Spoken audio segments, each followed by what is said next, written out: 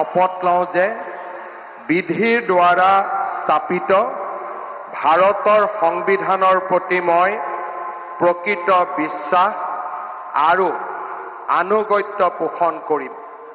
মই ভাৰতৰ সাৰ্বভৌমত্ব আৰু অখণ্ডতা অক্ষুণ্ণ ৰাখিম।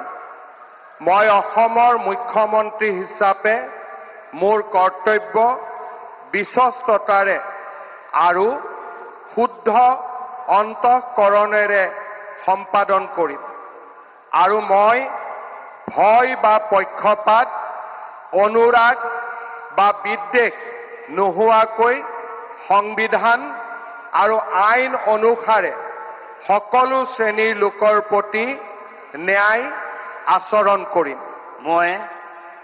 মই শ্ৰী হিমন্ত বিশ্ব শৰ্মা ঈশ্বৰৰ নামত শপত লওঁ যে মই অসমৰ মুখ্যমন্ত্ৰী হিচাপে মোৰ কৰ্তব্যৰ যথাযথ সম্পাদনৰ বাবে আৱশ্যক হোৱাৰ বাহিৰে মই এনে বিষয় যি অসমৰ মুখ্যমন্ত্ৰী হিচাপে মোৰ বিবেচনাৰ বাবে অনা হ'ব বা মোৰ জ্ঞাত হ'ব তেনে বিষয় মই কোনো ব্যক্তি বা ব্যক্তিসকলৰ